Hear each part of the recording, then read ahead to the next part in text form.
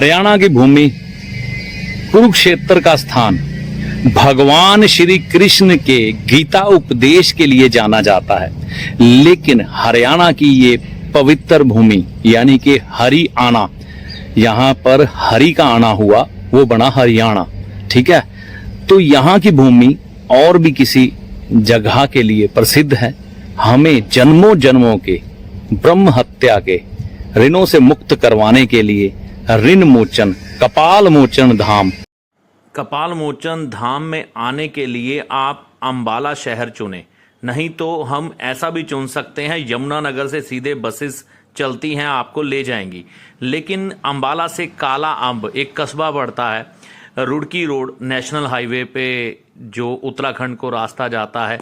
आप अंबाला की तरफ से आएंगे तो ये रास्ता लेफ्ट हैंड साइड होता है, अंदर को चलता है। अंबाला से 47 किलोमीटर की दूरी है। वहाँ से अंदर कपाल मोचन गुरुद्वारा तकरीबन 27 किलोमीटर की दूरी पर आता है, तो वहाँ पर आप पहुँच सकते हैं। वहीं पर ये गऊ बच्छा मंदिर, कपाल मोचन धाम और ये जो सरोवर देख रहे हैं ये है सोम सरोवर।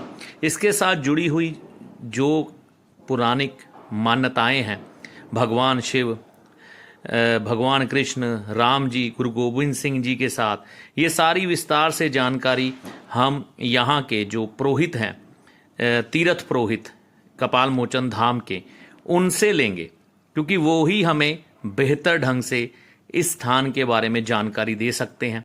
राम राम। नमस्कार। आप मुझे अपना नाम बताइए और फिर पूरा इतिहास यहाँ पर जो है वो बताइए। हाँ, तीर्थ पुरोहित हूँ कपाल मोचन का जी। मेरा नाम श्री सुभाष चंद्र शर्मा, तीर्थ पुरोहित कपाल मोचन जी। ऋण मोचन। तो यहाँ ऐसा हुआ जी, ये सब सिंधु वन का एरिया है, 84 कोस का इसका बीच है जी। ये कुरुक्षेत्र से इधर आदि बद्री तक जी। इधर जमुना जी से मारकंडा तक जी। 84 कोस का बीच है ये जी। तो जब भगवान विष्णु की प्रलय के बाद इच्छा हुई सृष्टि की रचना के लिए जी। तो उन्होंने ब्रह्मा जी को याद किया जी। तो ब्रह्मा जी भगवान विष्णु की नाभि से प्रकट हुए जी। तो पृथ्वी जो थी जल से भरी हुई थी जी। तो भगवान ब्रह्मा जी ने भगवान विष्णु की स्तुति की भी पृथ्वी को यानी के जल से ऊपर लेके आओ जी। तो भगवान ने वो पृथ्वी लेके आए जी। तो जब ब्रह्मा जी ने देखा भी पृथ्वी बिल्कुल दुरुस्त है जी। तो उन्होंने फिर भगवान विष्णु से इच्छा प्रकट की जी। कि इसका निर्माण कैसे करें और कौन देवता करेगा। जी। तो ब्रह्मा जी ने सब भगवान विष्णु ने सभी देवताओं की सभा बुलाई कि रचना किस देवता को सौंपी जाए। जी। तो सभी देवताओं ने ब्रह्मा जी को नियुक्त किया कि ब्रह्मा जी ही सृष्टि का निर्माण करेंगे। जी। तो ब्रह्मा जी सभी तीर्थी के भ्रमण किया उन्होंने, उनकी मतलब कोई भी जगह पसंद नहीं आई। जी। तो उन्होंने फिर यानी के इस सिंधु वन में प्रवेश किया। जी। तो ये ऋषि मुनियों की तपोभूमि थी, ये सारी सात जी। भूमि 84 कोश यानी कि जैसे ऋषि मुनि, कपिल मुनि, सभी देव ऋषि इसके अंदर यानी के पूजा अर्चना का कार्य किया करते थे। जी। तो भगवान ब्रह्मा जी ने इस सृष्टि को चुना भी यहीं से सृष्टि का निर्माण किया जाए। जी। तो उन्होंने फिर इसके अंदर 3 हवन कुंड बनाए ब्रह्मा जी ने। जी। ये जो सरोवर है इसमें ब्रह्मा जी ने सोम यज्ञ किया। सोम यज्ञ, सोम नाम चंद्रमा का है, चंद्रमा का ही इसका आकार है। हाँ, देखने में बिल्कुल वही लग रहा है। चंद्रमा का आकार है जी। और इसका जल जो है अमृत के समान है जी। क्योंकि तीर्थों का दर्जा तो बाद में मिला। जी। पहले ये हवन कुंड थे जी। इसके अंदर तो सोम यज्ञ किया ब्रह्मा जी ने। जी। दूसरे सरोवर हैं वहाँ सत्यनारायण यज्ञ किया। जी। तीसरे सरोवर हैं वहाँ भगवान सूर्य देव के लिए। जी। 3 यज्ञ करने के पश्चात भगवान ब्रह्मा जी ने सृष्टि की रचना आरंभ की। जी। और यज्ञ यहाँ वो चलता रहा, सभी देवता यानी कि 33 करोड़ देवी देवता उनके यज्ञ को देखने के लिए यहाँ उपस्थित हुए। जी। तो वो यज्ञ चल रहा था तो ब्रह्मा जी ने सृष्टि का निर्माण कर दिया था। जी। तो उधर से भगवान शिव भी यहाँ प्रकट हुए। जी। तो उन्होंने ब्रह्मा जी से यानी कि आग्रह किया जी। ये जो निर्माण सृष्टि का किया तो इसका कर्ता धर्ता पालन पोषण करने वाला जी। कौन देवता है। जी तो उसके अंदर ब्रह्मा जी ने अपने आप को बड़ा बताया जी कि जी जब यहाँ का सब कुछ मैं ही हूँ, मैं कर रहा, तो यहाँ का सब कुछ मैं ही हूँ। जी तो इस कारण भगवान शिव को जो थोड़ा सा क्रोध आया, जी और उधर से भगवान माता सरस्वती आकाश मार्ग से जय थी चली हुई, जी तो उनकी थोड़ा सुंदरता को देख के भगवान ब्रह्मा जी का मन डगमगाया। जी जी तो भगवती सरस्वती ने भगवान से आराधना की भी ब्रह्मा जी की नियत के अंदर कुछ खोट है, जी तो इसलिए इनको थोड़ा समझाओ। जी तो भगवान ने ब्रह्मा जी को समझाया, लेकिन उनके सर के ऊपर एक बकरे का सर उत्पन्न होने लग रहा था ब्रह्मा जी के, जी वो उनकी बुद्धि को विचलित करके रखा था। जी तो इस कारण भगवान शिव को ब्रह्मा जी का सर काटना पड़ा।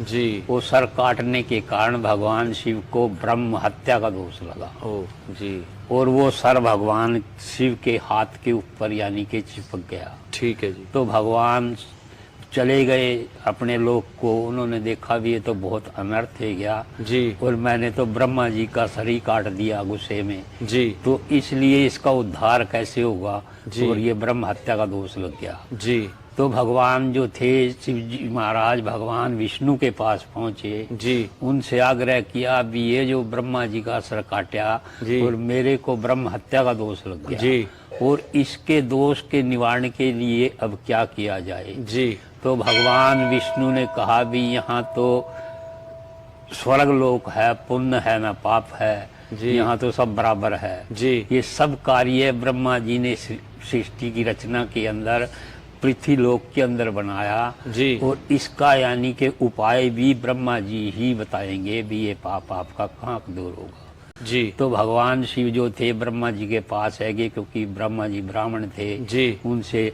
आराधना की, जी तो ब्रह्मा जी भी विनम्र हुए। जी तो उन्होंने कहा भी आप ऐसा करो, अपना सन्यासी का रूप धारण करो, जी और पृथ्वी लोक के अंदर चले जाओ, वहाँ सिंधुवन का जंगल है, जी उसके अंदर सोमसर नाम का तालाब है। सोमसर सोमसर जी यानी कि अमृत या चंद्रमा, जी सोम नाम चंद्रमा का भी है, सोम जी। नाम अमृत का जी भी है। जी तो वहाँ ये स्नान करने से पाप आपका मुक्त होगा। जी तो भगवान जो थे सभी तीर्थों पे फिरे, लेकिन उनका कहीं भी वो ब्रह्म हत्या का दोष दूर नहीं हुआ। जी जब वो काशी जी के अंदर आए तो वहाँ कुछ दिन रहे, वो उन्होंने स्नान दान किया।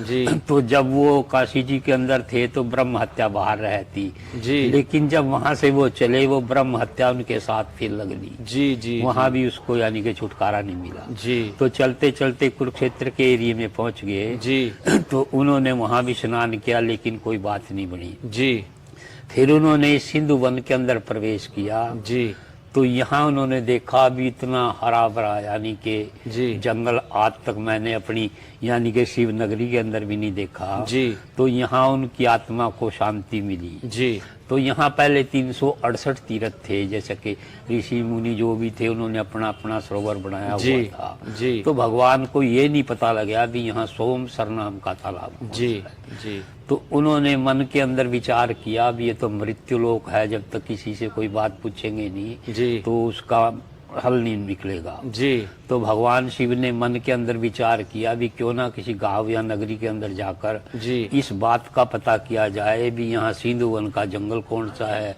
जी। उसके अंदर सोमसर नाम का तालाब कौन सा है। जी तो यहाँ पहले एक बहुत बड़ी नगरी थी जी भद्रापुरी, जी। उस नगरी के अंदर देव शर्मा नाम का ब्राह्मण था। जी उस ब्राह्मण के यहाँ ही ये गाय बच्चा था। जी तो भगवान जब रात को वहाँ टिके, उस ब्राह्मण से आग्रह किया जी। कि आपके घर एक रात काटनी, कोई अच्छा स्थान हो मेरे को जी। बता दो। जी तो उस ब्राह्मण ने कहा भाई मेरी गौशाला है, उसके अंदर मेरा गाय और बच्चा बंधा हुआ है, जी आप अपना आसन लगा लो, जैसा भी हमारे से सेवा भाव होगा। जी तो वहाँ जो रात को भगवान टिके, अर्धरात्रि का समय था, जी तो ये बच्चा अपनी माँ गाय से बात कर रहा था जी कि हे माता, ये जो ब्राह्मण है जी सवेरे मेरा नाक नूक छेदन करके और मेरे को बदिया करके हलों में जोतने का कार्य लेगा। जी अगर ये ऐसा करेगा मैं तो इसकी सवेरे मृत्यु कर दूंगा। जी तो भगवान शंकर भी बैठे सुन रहे थे। जी तो माता ने कहा भी भगवान शंकर पृथ्वी लोक के अंदर फिर ये तीनों लोकों के देव हैं, जी उनका तो ये पाप दूर नहीं हो जी। रहा, और हम तो जानवर ही उन्हीं के अंदर, ये पाप कैसे दूर होगा। जी तो बच्चा कहने लगा कि माता मैं चढ़ते चढ़ते जंगल के अंदर बहुत दूर तक निकल गया जी इसके अंदर एक ऐसा सरोवर है जहाँ मैंने एक सन्यासी को स्नान करते देखा जी और उसकी ब्रह्म हत्या का दोष दूर होते देखा। जी अगर ऐसी बात हुई तो स्नान हम भी वहीं कर लेंगे। जी तो जब सवेरे ब्राह्मण ने तेली को बुलाया तो तेली ने बच्चे को भी और ब्राह्मण को भी जान से मार दिया। जी मारने के कारण गाय को भी और बच्चे को भी ब्रह्म हत्या का दोष लगा जी और उनका यानी कि सफेद से काला रंग पड़ गया। जी तो भगवान भी ये लीला देख रहे थे। जी तो आगे आगे बच्चा पीछे पीछे गाय जी इनके पीछे भगवान शिव भी चल दिए। जी जब इसके अंदर इन तीनों ने स्नान किया जी तो वो गौ माता का और बच्चे का काले से सफेद रंग हुआ। जी उधर काले रंग का आकार दिखाया गौ माता का। जी उधर से जब इधर आए तो यहाँ ये सफेद आकार दिखाया। जी जब इसके अंदर भगवान शिव ने स्नान किया जी तो उनके हाथ से वो ब्रह्मा जी का कपाल यहाँ दूर हुआ और ब्रह्म हत्या के दोष से मुक्त हो गए वो। जी जी तो उन्होंने यानी कि फिर इसका नाम सोम सर से बदलकर जी कपाल मोचन किया। कपाल नाम सर का, जी मोचन नाम छूटने का, जी उनके हाथ से जी छूटा।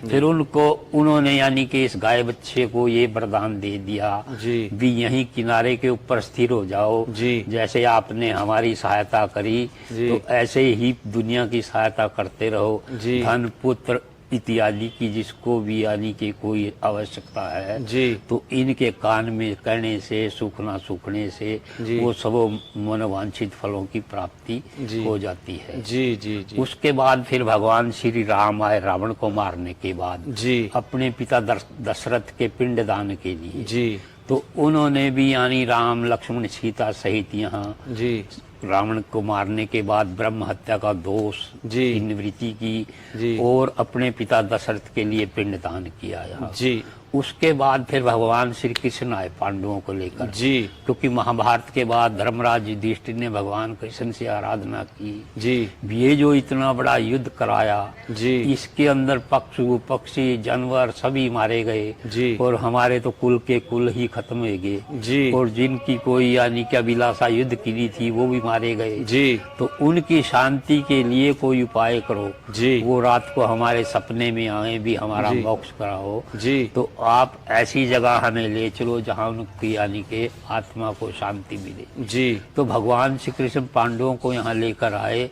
उनसे स्नान गौदान पिंडदान वगैरह कराया। जी तब यानी के उन्होंने उस सरोवर का नाम ऋण मोचन किया। जी अगला सरोवर अगला है जो सत्यनारायण सरोवर है जी उसका नाम उन्होंने ऋण मोचन किया। ऋण नाम कर्जे का, जी मोचन नाम छूटने का। जी किसी किस्म का भी कर्ज यानी कि देनदारी का लेनदारी का जी वो तो उसमें स्नान दान से सभी छुटकारा मिल जाता जी है। जी उसके बाद फिर गुरु नानक देव जी आए तीर्थ यात्रा के लिए। अच्छा जी उसके बाद फिर गुरु गोविंद सिंह आए यहाँ पर जी जी तो यहाँ पहले 52 धाराओं के राजाओं के साथ उनका युद्ध था गुरु गोविंद सिंह का जी भगानी साहब में। जी क्योंकि यहीं ठहरे हुए थे अपनी फौजें लेके। जी भी ये जो कपाल मोचन है शुद्धि पीठ है। जी तो गुरु गोविंद सिंह ने हमारे पूर्वजों से भगवती चंडी यज्ञ कराया यहाँ। जी उस यज्ञ से चंडी प्रकट हुई। जी फिर उनको वो तलवार भेंट की गुरु गोविंद सिंह को। जी तो फिर उससे यानी कि वो 52 धाराओं का युद्ध फतह करने के बाद शस्त्र वगैरह यहीं साफ किए। जी और 554 योद्धा जो उनके साथ थे जी उनको पुरानी पगड़ियों से नई पगड़ियों का चमत्कार किया। जी तभी से ये पंजाब यहाँ पंजाब के जुड़ा हुआ है। जी जी जी तो यहाँ वो आए 1736 में आए। पहले तो गुरु नानक देव जी का जन्मदिन मनाया गुरु गोविंद सिंह। जी उसके बाद वो 1745 में आए सम्मत जी युद्ध के लिए। जी जी तीनों का यानी कि दोनों का हुक्मनामा हमारे पूर्वजों के पास। गुरु गोविंद सिंह जी ने यहाँ पे दिया। हाँ दिया जी उनको। जी जी ये हिस्ट्री है। ये हिस्ट्री है। अजी इसमें हाँ सूर्य कुंड के बारे हाँ सूर्य कुंड में माता कुंती ने तपस्या की। जी क्योंकि उन्होंने भगवान सूर्य देव के उपासक थी वो। जी उन्होंने जो भगवान सूर्य देव की यहाँ पूजा की जी तो उनको यानी कि भगवान ने ये वरदान दिया पुत्र प्राप्ति का।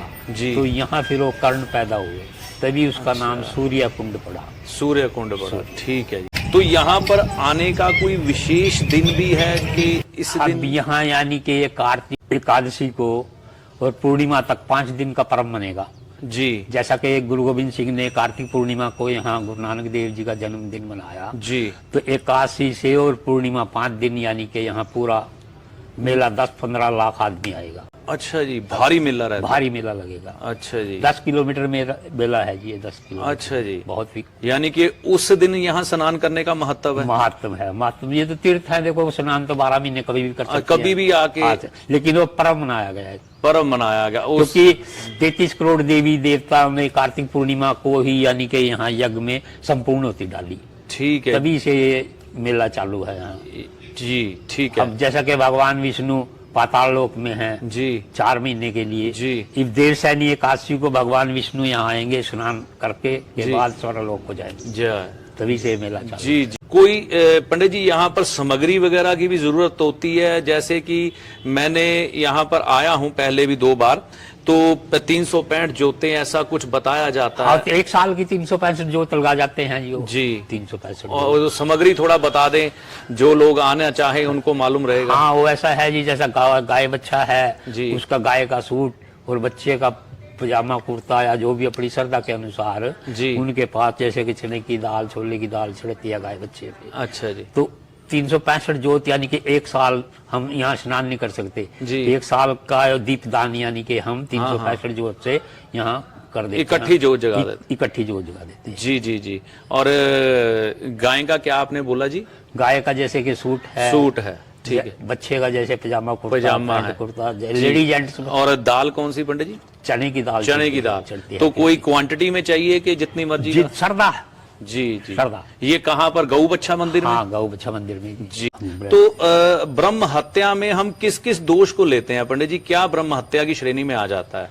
ब्रह्म हत्या की श्रेणी में जैसे कि गऊ हत्या है जी, ऋषि हत्या है जी, बृहस्पति दोष लग जाता है, जैसे जी 3-4 दोष आते हैं जी जी। मतलब तो सभी का मतलब निवारण है यहाँ जी, जैसे गौ हत्या, ब्रह्म हत्या, पितृ दोष, जी जी सभी जी। का मतलब उसमें ऋण 9 प्रकार के ज्योतिष शास्त्र में लिखे हैं। हाँ, 9 प्रकार। तो वो ऋण भी यहाँ पर मुक्त हो जाएंगे वो वाले? ऋण मोचन, ऋण नाम कर्जे का, मोचन नाम छूटने का, यानी कि हर तरह का ज्योतिष से संबंधित भी कर्जा हो वो भी मतलब खत्म है। ज्योतिष से संबंध ही शास्त्र जोड़ा ब्रह्मा जी ने। बिल्कुल, मैं आपसे सहमत हूँ, बस आपकी वाणी से सुनना चाहता था। उन्होंने यानी कि सभी हर तरह का ऋण सृष्टि सभी का धर्म जोड़े यहाँ। जी जी जी, हिंदू, मुस्लिम, सिख, ईसाई सभी, यानी कि सारे धर्म के लोग यहाँ आते हैं। धर्म के लोग आते हैं जी जी। यहाँ भेदभाव नहीं है जी, सिखों का है या हिंदुओं का है या जी, मतलब हर किसी के लिए द्वार खुले हैं। द्वार खुले हैं। ठीक है जी।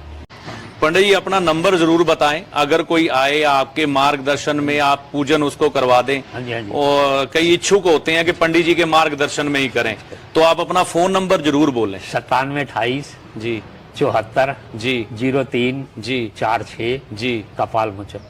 कपाल मोचन जी जी जी। और पंडित जी यहाँ पर आने का थोड़ा सा अपने श्रीमुख से रास्ता बता दें, कोई व्यक्ति आए तो कैसे ऐसा आए? है जी, जैसे कि आएंगे तो अब भी यमुनानगर जी, पंजाब से आएंगे तब भी यमुनानगर जी, यूपी से आएंगे तब भी यमुनानगर जी। यमुनानगर से यानी कि आपको स्पेशल बसें मिलेगी, बसें मिल जाएंगी मेले के लिए, कपाल मोचन के लिए। कपाल। ठीक है जी। वाया इधर साहब आ सकते हैं सडोरा जी, क्योंकि बस से 2 सड़का से होकर जी, सीधे जी। कपाल मोचन ये रोड है जी। आपने बहुत अच्छा मार्गदर्शन दिया पंडित जी, भगवान के धन्यवाद। आपके परिवार को खूब तंदुरुस्त रखे।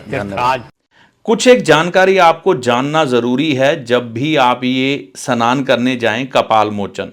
मैं कुछ एक सामग्री आपको बता रहा हूं, पहले वह सामग्री समझें, आगे की प्रक्रिया फिर बताता हूं।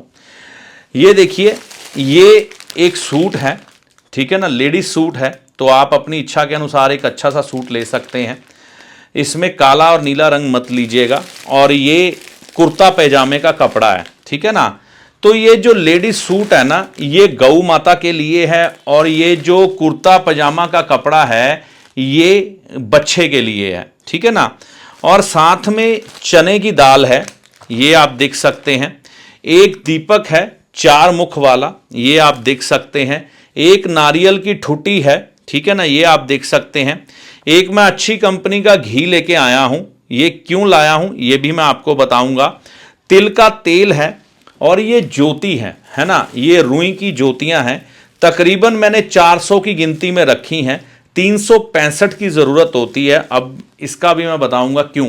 एक चीज यहां पर नहीं है, वो है आंवला। आंवला आप 1.25 किलो ले सकते हैं, क्योंकि वीडियो बनाना था, मैंने इतने दिन पहले लाकर रखा नहीं, मैंने कहा मौके पर ही खरीद लेंगे जब जाना होगा, तो मैंने पहले नहीं ला के रखा। आंवला आप साफ सुथरा देखकर 1.25 किलो ले सकते हैं। अब देखिए, सबसे पहला स्नान गऊ बच्छा घाट यानी कि सोम सरोवर में करने के उपरांत, जैसा कि आप देख रहे होंगे कि स्नान करने के बाद ऊपर आ गए। ऊपर आने के बाद ये जो चौमुखा दीपक है ना, इसमें हमने चारों कोनों पर बत्तियां लगा दी। एक एक कोने पर 100-100 बत्ती है, यानी कि जोत जो है 100-100 लगाई गई है। एक एक कोने पर 4 मुख है ना, 4 मुखों पर 100-100 ज्योति लगा के तिल का तेल डाल के इसमें इस दीपक को प्रज्वलित किया जाता है और ईश्वर से प्रार्थना की जाती है कि कोई भी ब्रह्म हत्या का दोष अगर मेरे पे है तो वो उतर जाए। ठीक है ना। तिल के तेल से ये दीपक जलाना है आपको और चारों ज्योतियां जलानी है। ठीक है ना जी। स्नान करने के उपरांत क्या करना है, ये जो आपको नजर आ रहा होगा गऊ बच्छा मंदिर, यहां पर जाकर आपने ये चने की दाल हो गई और साथ में एक सूट हो गया गऊ माता का, एक हो गया बच्चे का, ठीक है ना, और चने की दाल होगी। 3 चीजें, आंवला हो गया चौथी चीज, ठीक है ना। और 5वीं चीज क्या रखनी है आपने, दक्षिणा अपनी श्रद्धा के अनुसार। आपने उस मंदिर में देख रहे होंगे लाइन लगी है, तो यहां पर लाइन में लगकर आपको बड़ी श्रद्धा भाव से चढ़ा देना है, जो कि सारी प्रक्रिया पंडित जी के द्वारा मुझको बताई गई है, ये आपने कर देना है।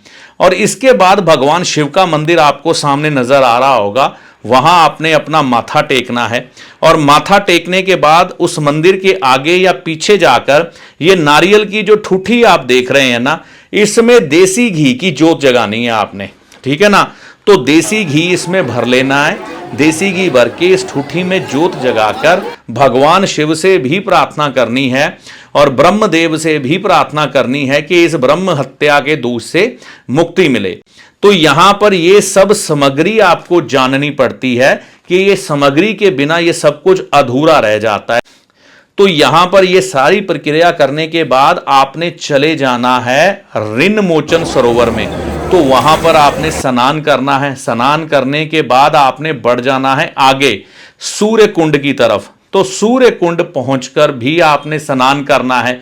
ये सारी प्रक्रिया जो है ना, वैसे तो 5 दिन ये मेला चलता है या उससे भी ज्यादा दिन चलता है, लेकिन कार्तिक पूर्णिमा के दिन सुबह का जो ब्रह्म मुहूर्त होता है, सूर्य उदय होने से पहले 2 घंटे के भीतर भीतर अगर ये सारे कार्य किए जाए ना, तो यानी कि पहले स्नान किया जाए सोम सरोवर में, फिर गऊ बच्छा मंदिर में सारी सामग्री अर्पण की जाए, दीपक जलाया जाए भगवान शिव के आगे, और उससे पहले पहला स्नान करते ही तिल का दीपक जगाया जाए चौमुखा।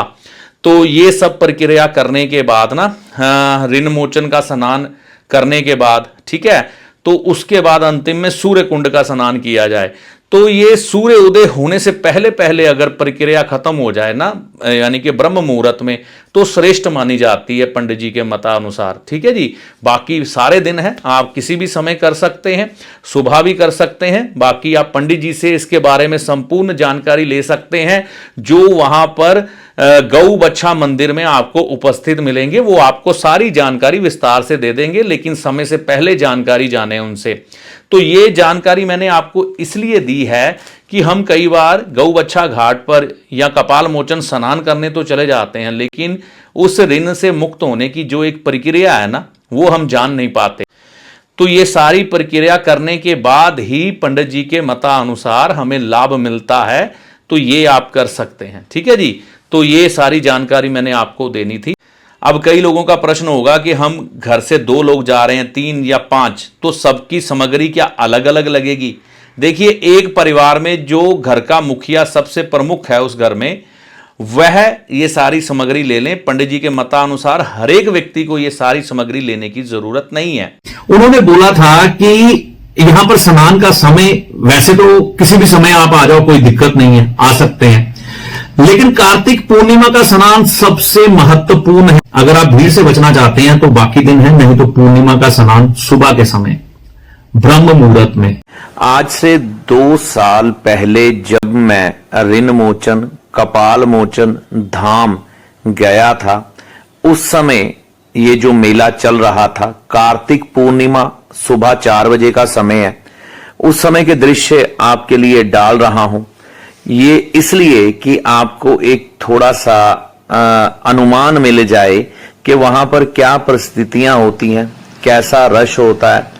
तो ये सबसे पहला स्नान मैंने किया था कपाल मोचन कुंड में, सोम सरोवर भी इसको पहले कहते थे। ये दूसरा स्नान हमने किया था ऋण मोचन सरोवर में, जहां पर भगवान श्री कृष्ण जी ने अस्त्र शस्त्र धुलवाए थे पांडवों के। सोम सरोवर यानी कि कपाल मोचन सरोवर और ऋण मोचन सरोवर तो साथ साथ में ही है, ज्यादा दूरी पर नहीं है। लेकिन जो सूर्य कुंड है उसके लिए तकरीबन हमें आधा पौना किलोमीटर या 1 किलोमीटर चलना पड़ता है पैदल। तो कोई मोटा कंबल चादर अपने साथ लेके आइए। देखिए, ये देखिए लोग कंबल लपेटे हुए जा रहे हैं। ये इन्होंने एक स्नान किया, फिर दूसरा किया, अपने ऊपर चादर लपेट ली, है ना, और चलते गए। यहां से अब तीसरे कुंड की तरफ ये लोग बढ़ रहे हैं। तो हम भी तीसरे कुंड की तरफ ही जा रहे हैं, जिसका नाम है सूर्य कुंड। तकरीबन यहां से थोड़ी दूरी पर है, कह सकते हैं कि 1 किलोमीटर पड़ ही जाता है ना। हम सर्दी ना खा जाएं, बच्चे अगर साथ हैं, बुजुर्ग साथ हैं, तो वो सर्दी में ना फंस जाएं, इसलिए कपड़े जरूर साथ में लेके आए, कंबल या वार्म कपड़े। मैं भी डरा था कि ठंड के दिन है तो कहीं शरीर या सेहत खराब ना हो जाए। तो जहां पर हमने कोई पुण्य कार्य या ऐसे काम करने हैं जिनसे जीवन सुखद हो जाए, उसको करने में थोड़ा कष्ट, थोड़े प्रयास अधिक लगते हैं। कष्ट आता है, प्रयास अधिक लगते हैं। तो ये आपके लिए छोड़े जा रहा हूं। जब ये मेरा छोटा बच्चा ये स्नान कर सकता है हिम्मत करके, है ना, तो ये उम्र इसकी उस समय कोई 10 साल रही होगी, तो कोई भी कर सकता है। बस मन में एक संकल्प होना चाहिए। तो आपको यहीं पर मैं छोड़े जा रहा हूं। ब्रह्मदेव की जय हो, भगवान सूर्य की जय हो, ओम नमः शिवाय, जय माता दी। तो ये कपाल मोचन का वीडियो आपके लिए जन कल्याण के लिए समर्पित है। इसी के साथ मैं अपनी वाणी को यहीं पर विराम देने जा रहा हूं। आप सबके जीवन में सुधार हो, इस शुभ इच्छा के साथ आपको इस वीडियो में छोड़े जा रहा हूं। मेरा ये प्रयास आपको कैसा लगा, कमेंट करके राय जरूर दें। आप सभी को माता रानी की कृपा से लाभ होगा। जय माता दी।